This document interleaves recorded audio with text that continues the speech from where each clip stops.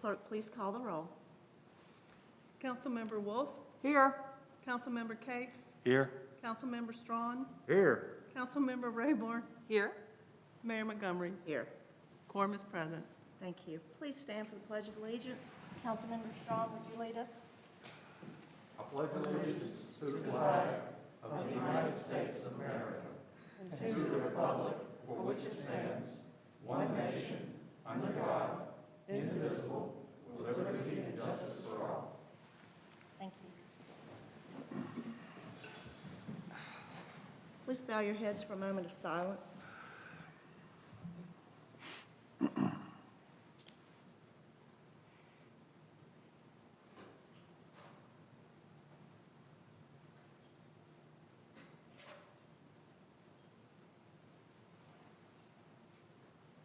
Thank you.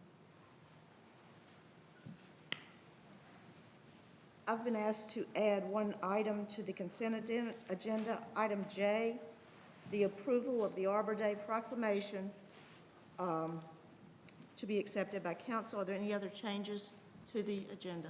I don't have anything. No, ma'am. I would make a motion to approve the agenda with that change. Second. All in favor? Aye. All opposed? Thank you. Do I have a motion to approve the consent agenda? Motion to approve the consent agenda. Second. All in favor? Aye. All opposed? Thank you. Do we have anyone signed up for public comment? No. Okay. And Captain Sansour, I see that you are back here with us. Yes, ma'am. Would you like to come to the podium? Sure. Thank you.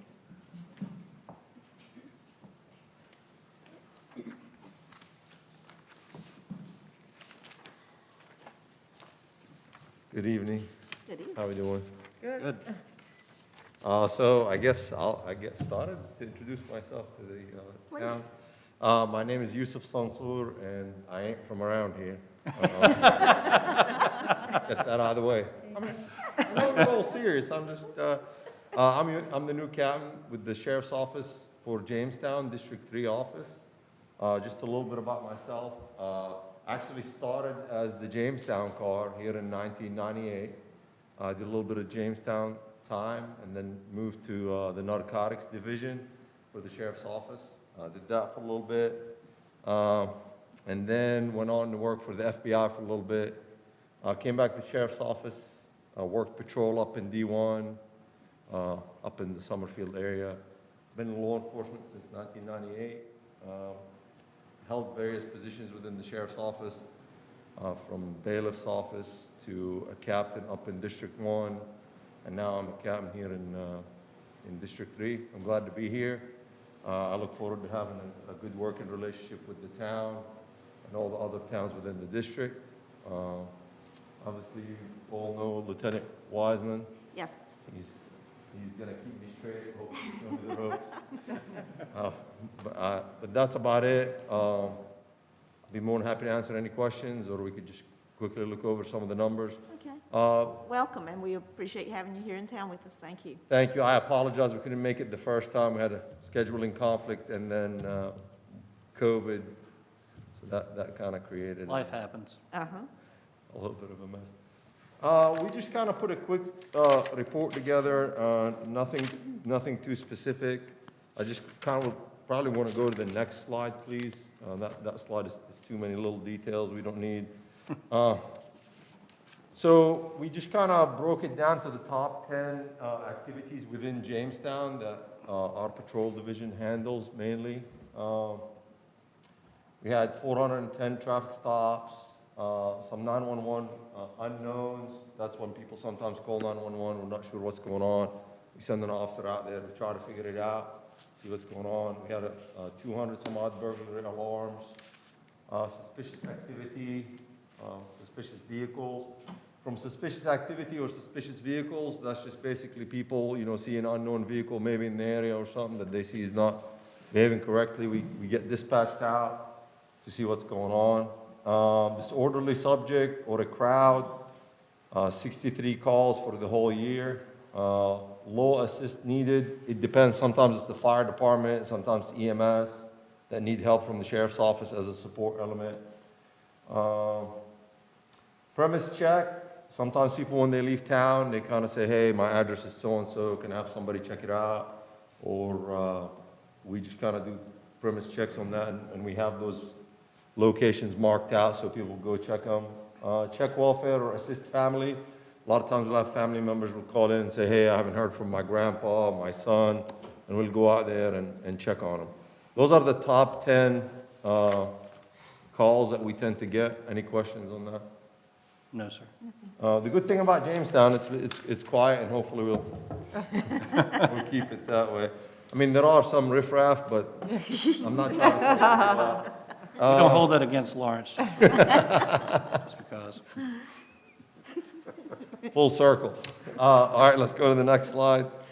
This is just a quick idea of calls for service by days of the week. You can see Tuesday and Wednesday tend to be our busiest. Friday is also another one, but you see that the range, if you went Tuesday through Friday, is very close to one another. Any questions on that? All right. No, sir. So a lot of times we kind of look at that trend to see if we have a different, manpower to support or whatever. If we need to shift people's schedules or change anything, we might go towards those hours. But the reality is most of the time, if we have any like crime trend or something specific we want to work, we try to flex the officers' hours to help out with that situation. Next slide, please. This is kind of calls for service during the hours of the day. You see 10 o'clock to about 4:30, 6 o'clock kind of thing when people come home. Get a lot of calls. People have been out at work. We get the majority of calls. That's kind of the busiest time of the day for us.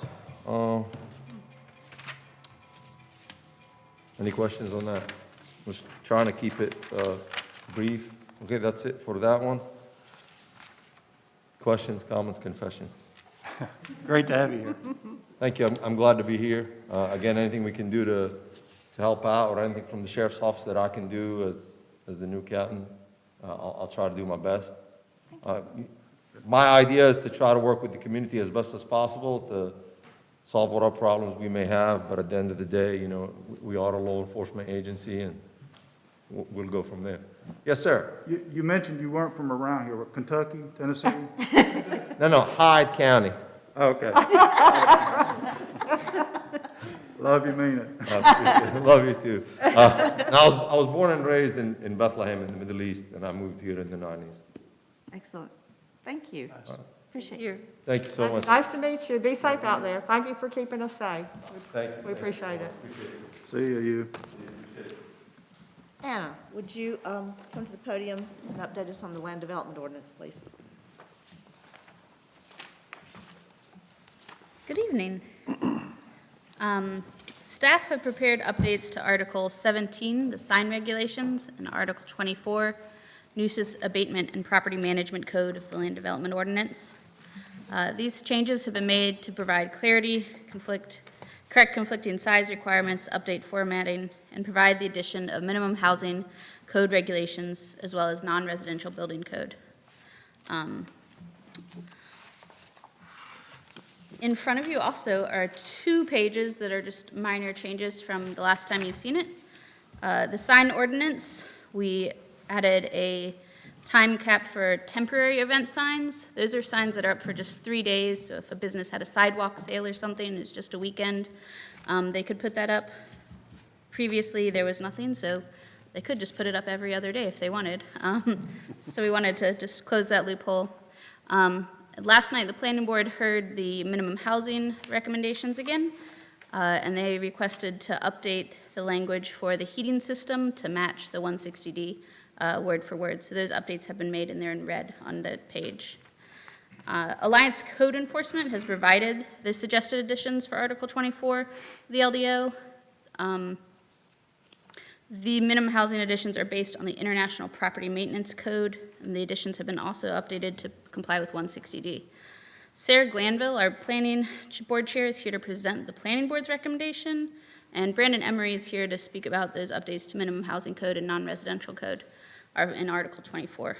If there are questions on anything specifically about Article 17 or that I can answer before them, I'm happy to answer those. I do have a few. Okay. And this one's kind of toward Beth as well.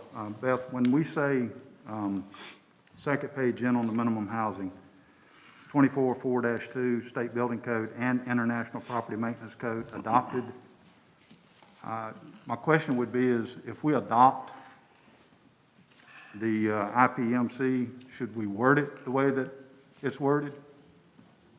Or can we just,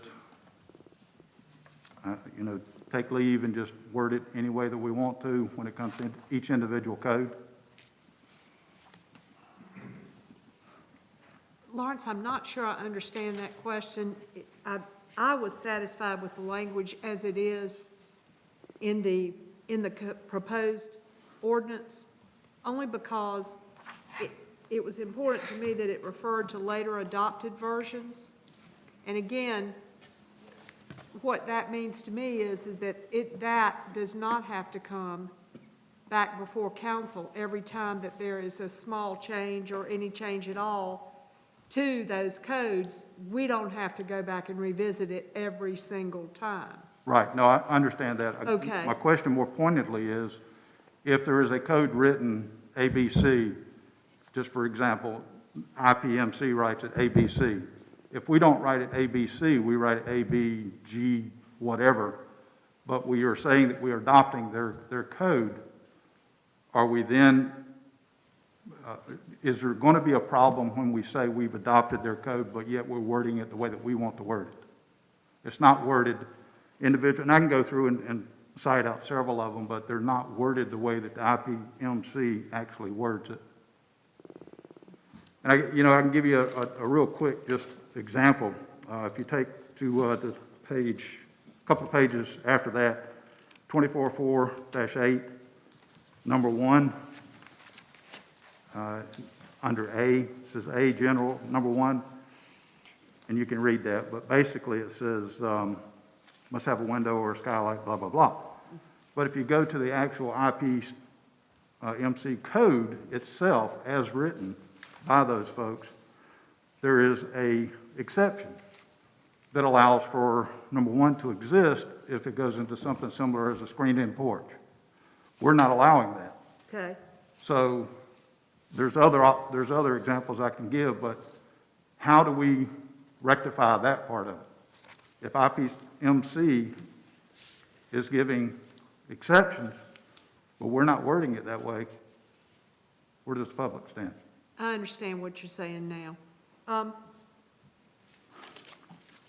The only thing I can think of to address that issue, and I will say it's one I hadn't thought of, we could add some language to 24.4-2, just to say current version is hereby adopted, and then add some sort of qualifying language that refers to any revisions that we make. Well, every one of Or these are a we revision of the way it's simply- actually written.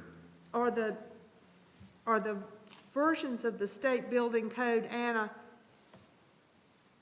we pretty much got that in this ordinance, right? I mean, the inclusive language from the state building code and the IPMC, is it more elaborate than what we've got? Yeah, so most of the options are, or most of the statements, for example, floors or roofs shall have adequate supporting members and strength to be reasonably safe for the purpose used. The IPMC directly, 304.1.1, will not be worded exactly that same way, but everything I've double-checked, triple-checked, I do believe is in the same spirit of that, but this is more simply written. I don't know if this solution, well, you're the lawyer. Would we necessarily have to say that we were adopting the state building code and the IPMC? Well, if I can point out, there's very few state building codes that are in this minimum housing that we're proposing. Majority of it is a loosely worded version of the IPMC. I guess what I'm saying are there provisions in the state building code that we need to adopt, or maybe definitions that are an expanded definition in the state building code, do we have to have that so that we can refer to it in our ordinance, or can we just use the state building code as a basis for what we did and not refer to it at all? That would be my question. And I'm not sure Anna could answer that. I That's kind would- of from left field, I would to be defer, honest. I would like to defer to Brandon for that question as he. Well, and again, I have other examples. This is why I wanted it to go back to the board, for them to look at each one of these and dig down into how it's worded versus how we're presenting it and how we're stating it's from IPMC, when in actuality, it's not. It's a loosely worded version of their writing of it. Another, for instance, is under that 2410 or 24.4-10 safety and sanitary maintenance. You get down to G. George and talks about drainage. We left out the part about retention ponds. So, you know, a home could actually have a retention pond, but we're saying that it can't have it, basically, or we're not allowing for it, whereas the IPMC actually has that as a possibility. So we're leaving a lot of holes, is what I'm getting at, and I think that it should have been gone over individually versus just being handed something and say, let's adopt this, and look at it, each one of them. Because it's not it's a general representation of the IPMC code. Well, I would say that the simple solution to it is, to me, we don't necessarily have to refer to the state building code unless there were things, and maybe Brandon can answer that, unless there were things in the code that we want to adopt as, by this general statement. Now, if there's some conflicting things, you know, depending on the situation, that could become, you know, a bit of an issue as to what our code requires as opposed to what the state building code requires. Well, But to in me, full we could- transparency, I just threw a dart at a few of them, just looked it straight up on the phone, and I saw the Ds, which I just pointed out. And I don't see a need for me to do each one of them, go through them, but I could certainly do that if that's what is needed. But I was hoping that the board, the planning board, would have taken each one individually, because it needs to be done, in my opinion. So I'm going to leave it at that. Well, but I mean, the town, we have the right to create our own ordinances. Often we use models that are done by other cities or towns, municipalities, because, you know, why recreate the wheel? But it doesn't mean we have to actually adopt word for word Yeah. this IPMC. We adopt what is applicable to our town and how far we want to go with minimum housing, or is my view on it. And if you wanna I couldn't agree more, and I think that we need to have minimum housing Yeah. standards.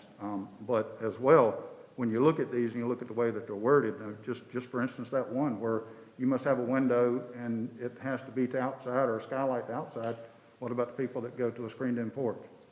That's just one glaring example of, okay, well, we didn't do our due diligence on the particular one before we just hit the gavel and say, so be it.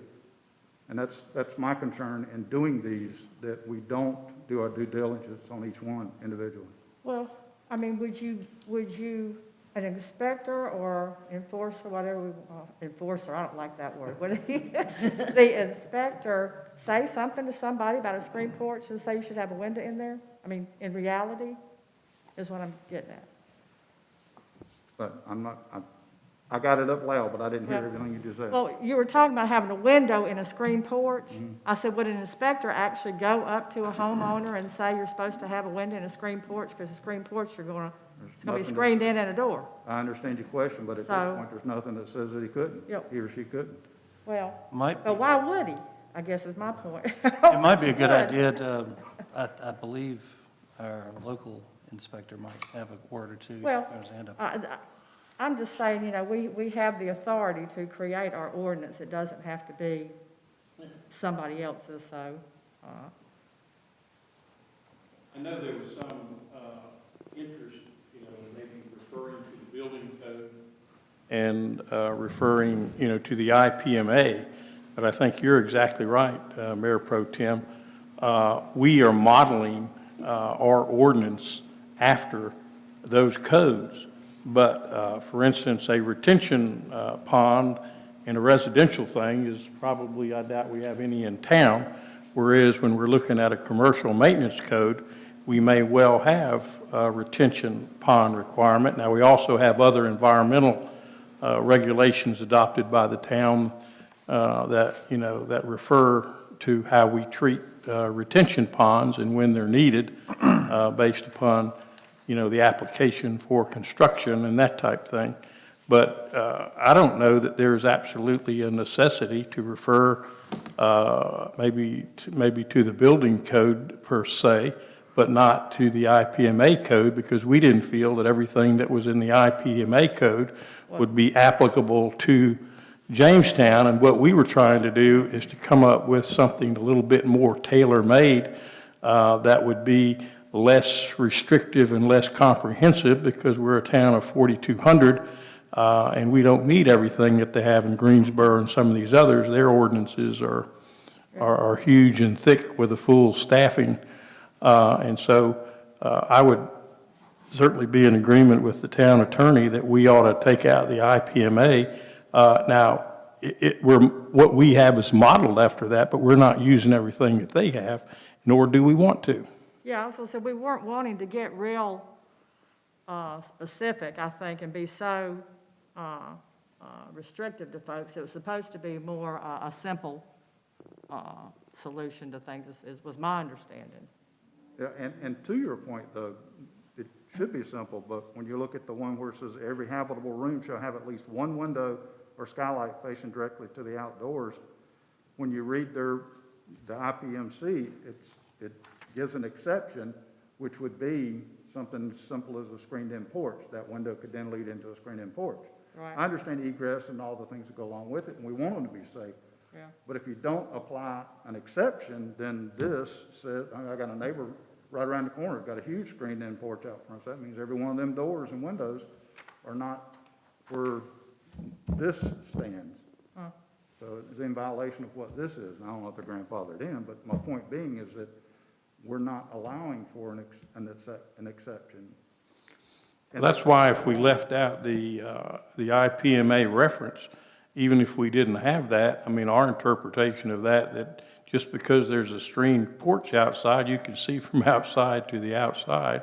I don't think we're going to be going around enforcing that. Now, we could add that in there, which would, allow us to discount the exception, but from an application process, we're not going to penalize somebody that you can look out and see outside from the screened porch. Now, we didn't feel like that was necessary, but if, we're sort of going by the spirit of the law, not the letter of the law. Yeah. And we feel like, and I'm sure that as we go along, if we have things that we come up with, we will bring them back and we will, get them amended.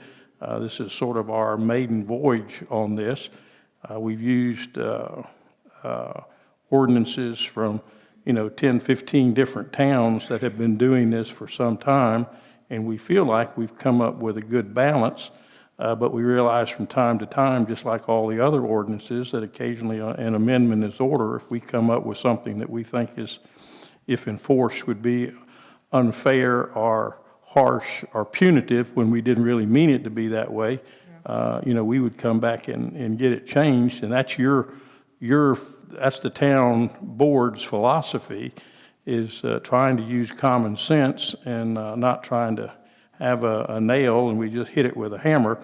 We're trying to encourage people to comply, give them time to comply, and then in some cases, like we know of, we may have to actually use a hammer. Well, I agree with a good percentage of what you're saying. I guess my experience has always been go with the letter of the law, not the spirit of the law, as it's written. I don't like voting on something without due diligence in each and every one of the aspects that we are going to then apply to each and every resident and future resident or the potential development of residents. And that's just, I don't believe in go ahead and vote on it, but we'll shake it out later. Well, I think we ought to leave out the IPMA reference, because that's the one that we have modified to our community as opposed to, the letter of the law. And that's sort of the Old Testament, where we are kind of looking to the New Testament, and we're looking at the spirit of the law as well, and make sure that, they line up. But what we are doing is not dissimilar to what other communities are doing, and Brandon could speak to that more, since he enforces this same type of code in about 15 to 20 different communities. And he might be one to address that, but I think you came up with a good point on the IPMA. We're not going word for word on that, but it's used as a model for what we've come up with.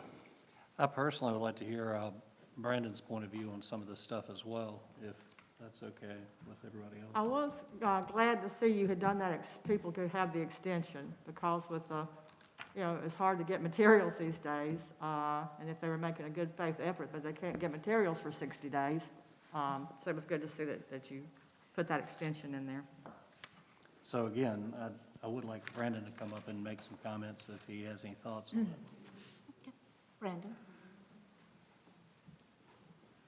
Thank you.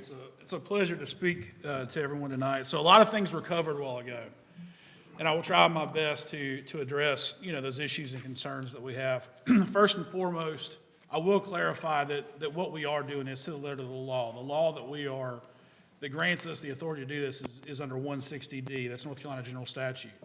So what we're doing, what that general statute allows us to do is allows the municipality to create a specific ordinance regulating minimum housing. It doesn't dictate necessarily the language of it. What it does is it dictates the due process of it. And that's the main thing that we have to ensure that we're doing, and that's what this ordinance covers. Just like the United States Constitution, North Carolina Constitution, one of the things that it covers is it allows states to be more restrictive than what the broad law is. So if you look at federal law versus state law, federal law will create certain standards, but state law can be more restrictive than what that federal law is. Or less restrictive in certain situations. You look at some of the drug laws where they're still illegal federally, but state-wise they've been permitted. When you start looking at ordinance, there's a few things that goes into the development of it. We're not trying to reinvent the wheel. We're not trying to create something new. Anybody who's in law enforcement knows if you're in it for any amount of time, you don't want to create case law. You want to, enforce the law that's there and not push the boundaries so much that you end up in, state court, Supreme Court, things of that nature. So what we do is we look at other municipalities. We look at what works. We look at what has been tried and true and tested in courts over a period of time. One of the main influences is the International Maintenance Code. That's an influence. When you looked at the first draft that came before, there was no adoption of North Carolina Building Code. There was no adoption of the International Maintenance Code. That's where we drew our influence from.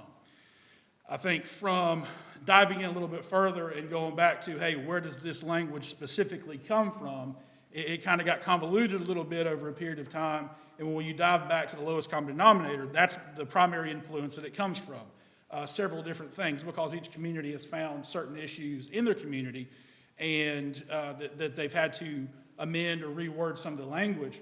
So over a period of time, I think I've heard the phrase before of a hodgepodge. Realistically, that's pretty much what all ordinance is. The reason why you have an ordinance is because there's an issue. You need to find an answer to that issue.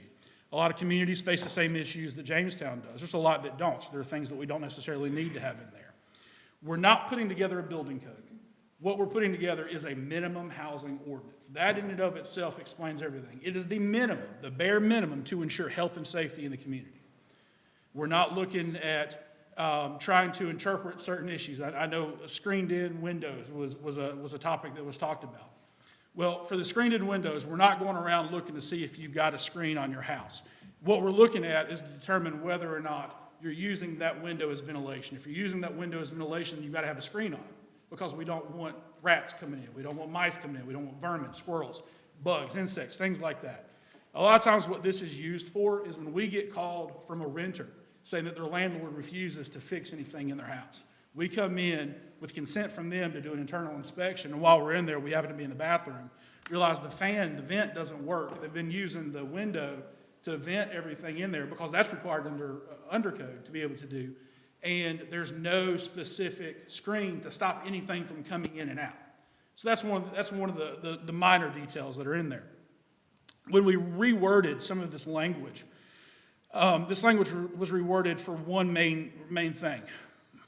Most of the time, the people that we have reading this aren't just planners or code enforcement. Most of the time, they are the citizens of the town who are reading it. We're trying to put it in a format that is more easily understood than what you're seeing in some of the actual code that comes out or general statute. If you don't have a law enforcement mind or you don't have an attorney's mind, sometimes it's hard to interpret some of these things.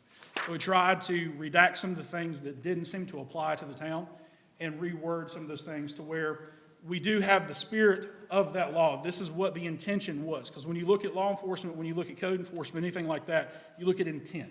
You look at what was the intent, what was the mindset of the individual when they were doing what they were doing.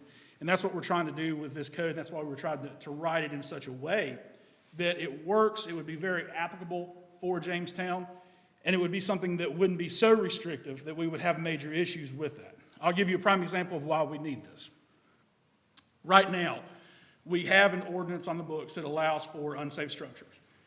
To be able to enforce that, what that requires is us to work with the county building inspector to be able to go out. Well, when 160D came in, it modified a lot of things. It put restrictions on them, it put time limits on them on things that they're able to respond to and they're able to do. So, for instance, in Moore County, Guilford I don't believe did it, but in Moore County, they actually sent a memo out to every municipality saying, listen, some of the things that we used to do for you, we're not doing that anymore, okay? Which one of those things is assisting with minimum housing inspections and unsafe structure inspections. So what you find is most of your manpower is tied up with doing normal, inspections for new structures, new development, new building. They don't have the time to do those things. Well, when I got brought in, one of the things that we wanted to do was to streamline and try to ensure that we put the town of Jamestown in the best possible position to address their issues in-house without having to reach out to the county or to another municipality to assist with it. So one of those things is that minimum housing. And what that allows us to do is to go through this process, look at the minimum side of it. If there are violations with that, we've got a remedy of how to go about it. And if we do ultimately need to deem that house not habitable for human habitation, we now have a course of action to be able to do that without having to get in another municipality who may not be able to do it. One of the reasons why we need this is everybody's very familiar with Oakdale Mill. Most of the housing down there is in violation of minimum housing code, no question. But as of right now, unless we get a county building inspector to come out and work with us on every one of those houses, we can't take any official action on any of those houses, even though they're about to collapse on themselves. This minimum housing ordinance gives us the authority and the ability to be able to go ahead, inspect those properties, and take the appropriate actions that we need to take to ensure that those issues are taken care of, in addition to numerous other houses that are in our community. This gives us the ability to do that, and that's one reason why that there's the need for this ordinance. And then when you look at this, I don't know how many of you have read other municipalities' minimum housing ordinance, but it's very simple. I mean, again, we're not reinventing the wheel here. This is stuff that is tried and true and has been used. And as Dave said earlier, when you come across a specific situation that works for you, or you may have something that there's a gap, that's what amendments are for. That's when we come back and say, listen, here's something that we didn't think of. That's why periodically you'll have an update on your ordinance, because there's things that we realized we didn't think of at the time, or something that we put in there that, we really don't like that language. We're going to rearrange that. We're going to adjust it because, in theory it worked well, but in application it didn't seem to work.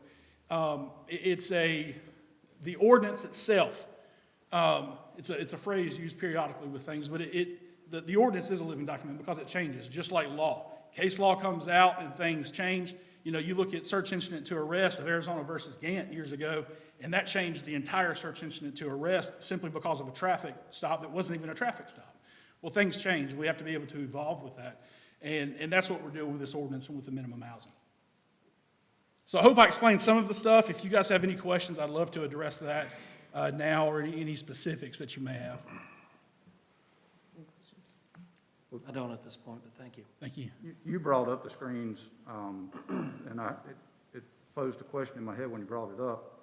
You said, right around, you see a house that doesn't have a screen on it, and you find out that they're using that for ventilation, then you can enforce the homeowner, or the landlord, whoever, to put screens on it. What if I, as a homeowner, decide I don't want screens on my window, and I open it up and I use it for ventilation? You're allowed to do that. So, you're looking at a temporary purpose versus a permanent purpose. If you are using it for, we're going to constantly have ventilation, then there's probably some other issues going on inside the house. Your interpretation of what I said was a little bit off from what I, had originally said. Typically, when we deal with screens, what it is for is it's not us driving around looking for houses that don't have screens on their windows. And then we see one, then we knock on the door and say, hey, do you use this for ventilation? What it is it's a very small part of the overall inspection that we're doing over the safety of that structure. So in most cases, what it is it's a renter who doesn't have a landlord who's wanting to do the proper maintenance on the house. They call us and say, hey, listen, here's the issue. We've got some stuff that the landlord's not wanting to fix it. We talk to him a little bit, and we schedule time to come out and take a look at it. And that's one of the many things that we look at, including, does the electrical appear to be safe? Does the plumbing appear to be safe? Structurally, does it seem sound? Does the floor wobble? Do you see rotted wood or rotted surfaces? Is there allowing outside elements in? Are there holes in the roof? Is there, how's the ventilation in the house? What is in there? Is there a screen if it's being used, or if not, if there's a fan, it really doesn't matter. So it's a part of it. But then to I guess, go into a little bit more of what you were talking about of having the screened-in porch. So when you're looking at the language of it, it's talking about the interior of the house. So, I think everybody can agree the screened-in porch is not going to be referred to as the interior of the house because it's not a heated portion. It's an outdoor porch. So when you're looking to have egress to the outside and have a window that's going to the outside, you still have that even if it is a screened-in porch. So a lot of it is the interpretation of it. And, ultimately, no matter who you have and what position they're in, their interpretation of that particular thing can determine, what's going on. That's why our court system and criminal justice system is the way it is, because each side has their own interpretation, and then it's put to, an individual or a group of individuals to interpret what they think the best interpretation is.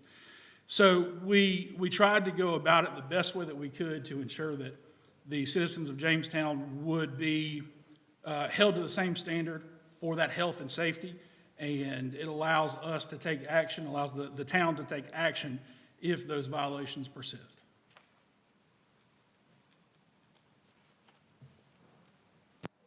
Any other questions? No. Thank you, Brandon. Thank you, I appreciate it.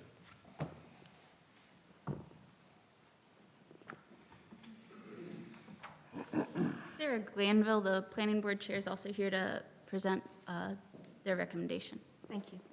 Sarah? Good evening, everyone. We met last night, the planning board met last night, and reviewed this ordinance for the second time. And for the second time, we unanimously decided to recommend to the council to adopt the minimum standards in the language that was written. So that's the recommendation. Do you have any questions? Questions? All right, thank you. Thank you, Sarah. Thanks, Sarah. Any discussion, council, before I open to the public? Okay, we'll now open this hearing to the public. If anyone would like to speak, please come to the podium, state your name and address, and please limit your comments to 3 minutes.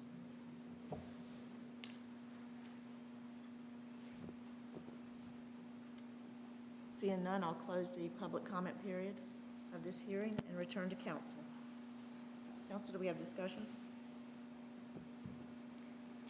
I appreciate what Beth brought up about maybe taking out the IPMC notations there. I had sort of read them as just a little more information like footnotes. I wouldn't have expected, reading it, I wouldn't think that these words exactly are what is in the other. I thought it just kind of referred to, so I didn't read it the same way.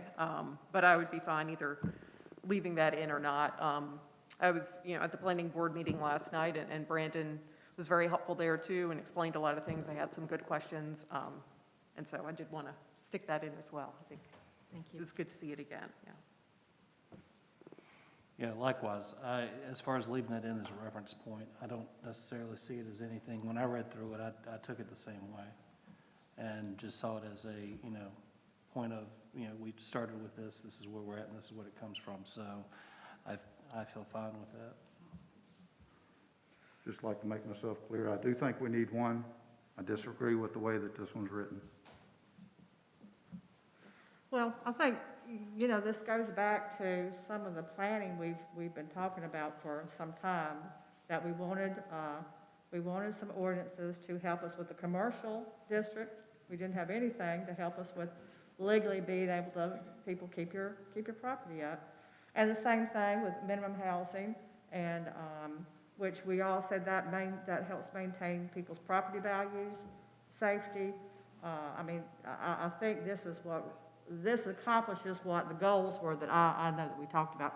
And I have been through it several times. Am I getting feedback? Am I too loud? I get excited, I get real loud. But I think it accomplishes what I was wanting to accomplish. I think there will be a time it may need to be revisited, as all things need to.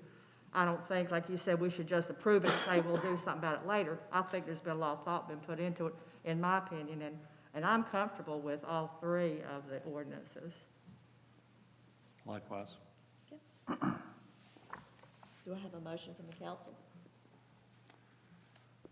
I move to adopt the LDO updates as presented. Second? Okay, this is a roll call vote. I think it should be a roll call vote. Nancy?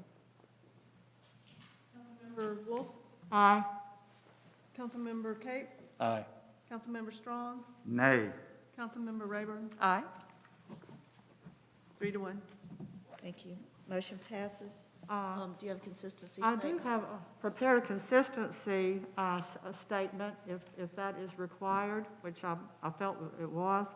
So I move that the proposed zoning text amendment to Article 24 Nuisance Abatement Property Management Code and Minimum Housing Code and 24.9 Non-Residential Building Code, Minimum Standards for Non-Residential Buildings and Structures, and Article 17 Sign Regulations be approved based on the following. The proposed zoning text amendment is consistent with the comprehensive plan because updates to zoning text are necessary based upon changing conditions, regulations, and laws. And two, the proposed zoning text amendment is reasonable because the text edits correct and previous errors and adds clarifying language and formatting to make the documents easily interpreted and applied.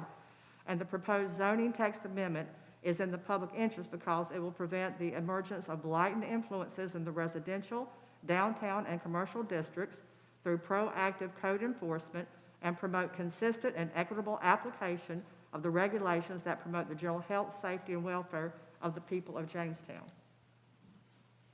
Do I have a second? Second? All in favor? Aye. All opposed? Nay. Thank you.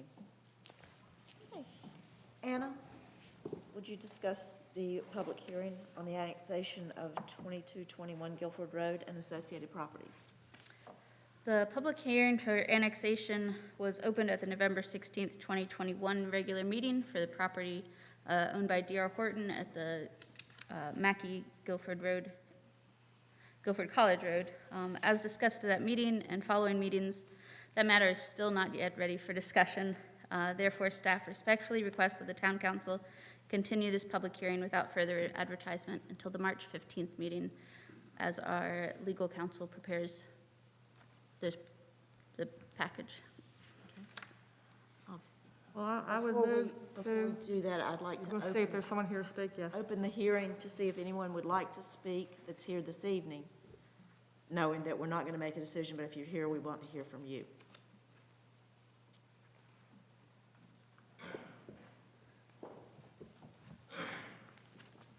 How's everybody doing this evening? Great. How Afternoon. are you? Good. I just want to make sure I heard this right. Okay. I'm Ron Cross. Name and address. Okay, thank you. I'm Ron Cross. Mom's Gwen Flood. We live at 5600 Wellesley Drive West. I just want to make sure you said that it's going to be postponed Until until March. March? Okay, that's what I want to make sure. All right, thank you. Thank you.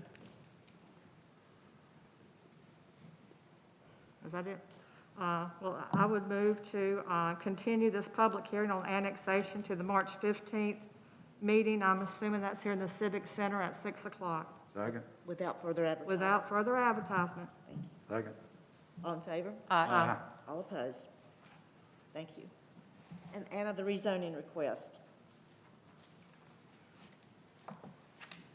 In regards to that same property at Guilford College and Mackey Road, a rezoning petition has been received and reviewed by Planning Board. The public hearing was opened on January 25th regular meeting. As staff has discussed at previous meetings, this rezoning request will also include the adoption of a development agreement. Discussions about this framework and content of this agreement are ongoing with town's legal counsel. Therefore, staff respectfully requests that this item be continued until the March 15th, 2022 meeting without further advertisement. I'll open this if there's anyone that would like to speak. Seeing none, do I have a motion, council? Motion to continue the public hearing on rezoning request from D.R. Horton to the March 15th, 2022 meeting without further advertisement. Second? All in favor? Aye. All opposed? And one less time, Anna. Might as well just stay up there. Part of that rezoning request is the adoption of a development agreement. At this time, the framework and content of that agreement is still undergoing with ongoing work with legal counsel. Therefore, staff respectfully request that this item also be continued until the March 15th, 2022 regular meeting without further advertisement. And I'll ask again, if anyone is here in the audience that would like to speak to this topic, please come forward now. Seeing none, we'll return to council. Have a motion? I make a motion to continue the public hearing on the development agreement to the March 15th regular council meeting here in the Civic Center at 6 o'clock without further advertisement. Second. All in favor? Aye. All opposed? Okay, we have no new business, so we will move on to the manager's report. Matthew? Good evening, Mayor and Council. Glad to see you this evening. We have a couple of things I wanted to cover. First of all, we have some new sponsorship benches that have been installed for Terry Wyrick and Frank Weaver for their service to the Civitans Club. Those have been installed over on the entrance part near Vickery Chapel between Yorkley Lane and Vickery. Right. Excellent. Absolutely. And there was a third bench that's also been installed that's in front of the Blue House Bakery in memory of Kenneth Miller by his wife. All right, So those are great. very welcome additions, Yeah. and we appreciate their sponsorships. Great. The golf course, maintenance and staff and recreation staff have been taking advantage of the winter season to complete some necessary maintenance projects. There's been a new roof installed at the cart barn out at the golf course, and we're glad that we were able to get that done before the golf season really ramps up. Public services and our recreation staff have been doing some mulching. I don't know if you've seen the library recently, but it has been freshened up, and it looks fabulous. Anna has completed a Moby Award application through NCDOT. You may have seen that on our social media site, our Facebook site. And the Moby Awards recognize projects that showcased the important role that investments in multimodal transportation, such as bicycle and pedestrian paths, play in creating vibrant communities. And the town is showcasing our East Fork Pedestrian Bridge project. So we are anxious for you to go out there and vote for that. So there's a People's Choice Award that goes along with this, the regular award, the Moby Award. So if you would go out there and vote early, vote often. Right. Matthew, if I could I've add been one voting. thing with that. Some people tend to comment about the color of the bridge, that it's not painted. Could you explain to folks that are here and to the ones that are listening Sure. why that was chosen, why that particular? Absolutely, and Paul's probably the best one to answer that, but I'll take a stab at it, and if I'm wrong, Paul can throw a baseball and hit me in the back of the head. It's weathered steel, so essentially, once the steel has been weathered through a special process to create the rust-looking coating, which is rust, but it effectively stops the rust process for a very long time. The reason that we did it that way is because that bridge is over top of a water supply lake. That is our drinking water source, one of the drinking water sources that we take advantage of. We don't want to have to get out there and try to paint it very often. And it just is a better economical and environmental choice for us to preserve that bridge for a very long time. I knew that, I just wanted it to be said again because so many people tend to forget that. It becomes a social media slap shot back and forth. I understand, and I appreciate you asking the question. Let's see here. So town staff and council have been working hard on the annual budget for fiscal year 22-23. We met on January 21st, and we began that process. We're now taking the goals and outcomes that are listed in our strategic plan and working to implement those through our annual budget process. One of those goals that's listed in our strategic plan is goal number 5.5, which was complete and adopt the Parks and Recreation Master Plan in order to seek grant funding opportunities. That plan was adopted by the council in April 2021, and Scott Coakley and Anna have been working very diligently to prepare the town to apply for either the Parks and Recreation Trust Fund, that's part of grant, or the LWCF, which is Land and Water Conservation Fund, grant cycles, or possibly even both.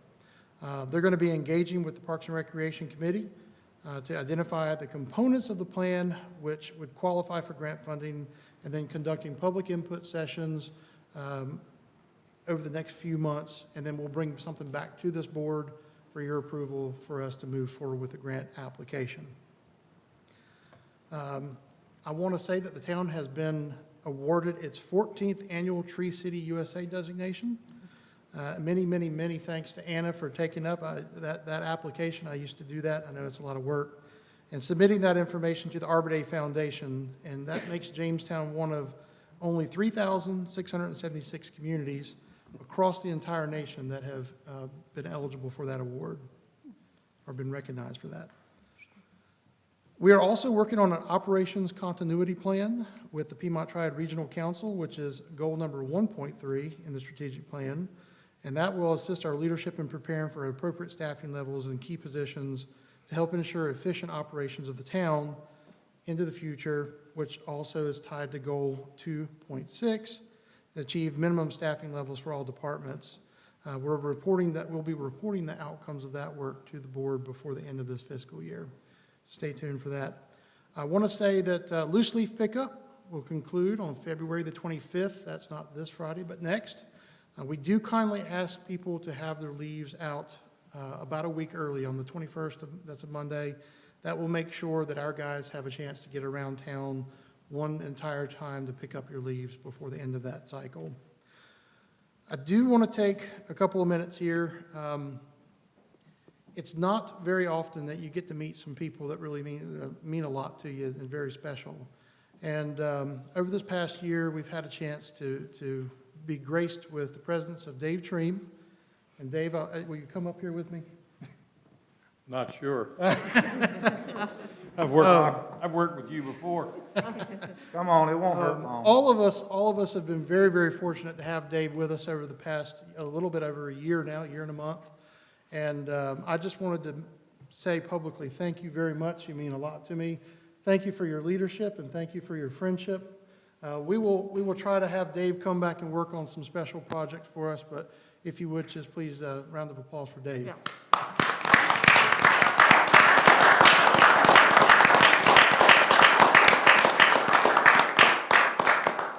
Speak. You speak. Thank you very much. Thank you. Thanks, Matt. I won't take my usual 30 minutes. Yeah. And I think I told the mayor and many of you that this has been an exceptional stop for me. Save the best until the last. Now, my wife did ask me, she said, Dave, are you leaving work? And I said, well, Karen, you know, I'm the interim town manager, but I said, we've hired an excellent town manager. And I said, at some point, they're looking for me to leave. And, you know, my wife has some medical issues and is going to be into surgery once or twice in the next several months. So I will be caretaker and a caregiver for her. But I know when I sat in this room and y'all sat in about the same place, and there was this little tiny table up here and this little small chair, and I felt a little intimidated that I had to sit in such a small chair at such a small table to be interviewed. And when I left, I felt even shorter. But I felt like when I did get a call from the mayor to ask if I was interested, I have not taken every interim job that has been offered, and I did pray about it. And while y'all were evaluating me, I was trying to listen to you, and I felt like after talking with you that I had something to offer. Y'all needed some help, and I was there to help out. And so I feel like the good Lord dropped me in here and to sort of be the hyphen, the dash, in between what happened in the past and what was to happen in the future. I was to be that dash. And so I have been that dash, and I've had the opportunity to work with an outstanding board. I don't know that the public fully realizes, for being paid zero, not that any of you are in it for anything, all of the work that we have done in this last year. It has been a rigorous year by any measure, and also realizing that we have an outstanding staff. You have been blessed by the folks that have been hired here. They are most professional. They are outstanding in their service and their dedication to the town, to you, and to the citizens. And certainly, I realize that we pray in silent here, but there's nothing that prohibited me from praying nearly every day for the mayor and for each of you by name, and for the employees, and for the citizens that the good Lord would grant us favor as we serve an outstanding citizenry here in Jamestown. And I think that is what has happened. And there's a good proverb that says, the people perish without a vision, and I couldn't help but have a warm feeling in my heart when Matthew was referring to goal 2.8 and 4.2. I said, yes, Lord, thank you. But you have set up an outstanding strategic plan. It's going to be updated, and you'll have a chance to evaluate the effectiveness of your staff and to provide a firm direction with corrections annually that throws it out another 5 years. And so, and y'all have been very supportive of that process. But again, it has been my honor and my pleasure to work with each of you and to serve you and to provide ample recommendations, even more than required or wanted. But I have thoroughly enjoyed it. This has been a very favorite stop. And Matthew did say that he might bring me back to work on a thing or two maybe in the fall, and I'd be delighted to do that because I have friends forever here, and I consider y'all friends, and I think that we've gotten a lot done by any measure, and I would put us up against any town, small or large, in terms of accomplishment over the last 12 months. So God bless you. The Lord loves you. I love you guys. And I wish you nothing but the best. Thank you. Thank you, Dave. Thank you, Dave.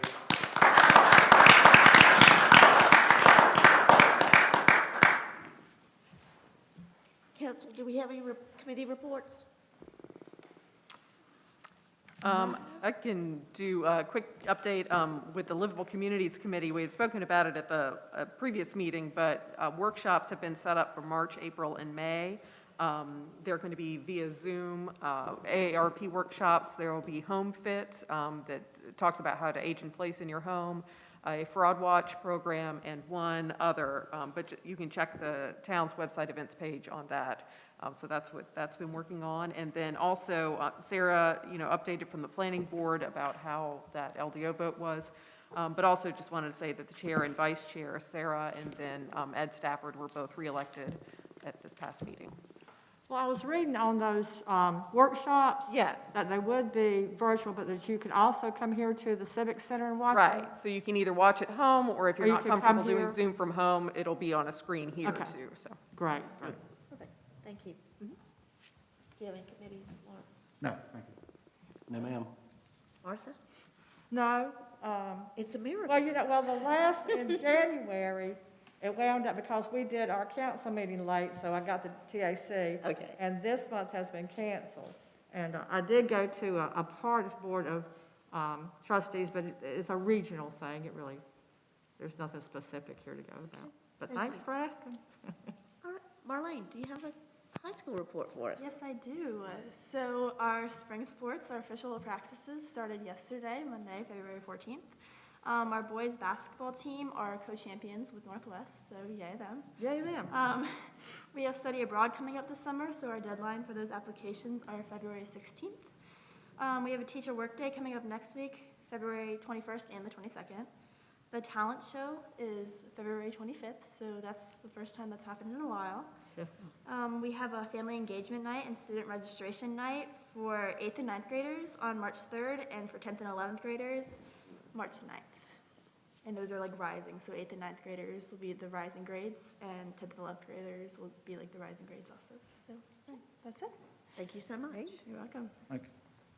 Any other business, council? Well, of course, I was going to mention about voting for the bridge. Now, Matt or Anna, can you tell me, you can vote for that once a day through February 25th? Because that's what I've been doing. Yep, you can vote. I hope that's right. That is correct. You can vote every day Okay. until February 25th. Okay, all right. I was just going to let y'all know, some of you may have seen this, on March the 26th, Southern Junk is having their spring vendor market. And it's a great affair. They've got like 40 vendors and music and food, so I hope everybody will go support them.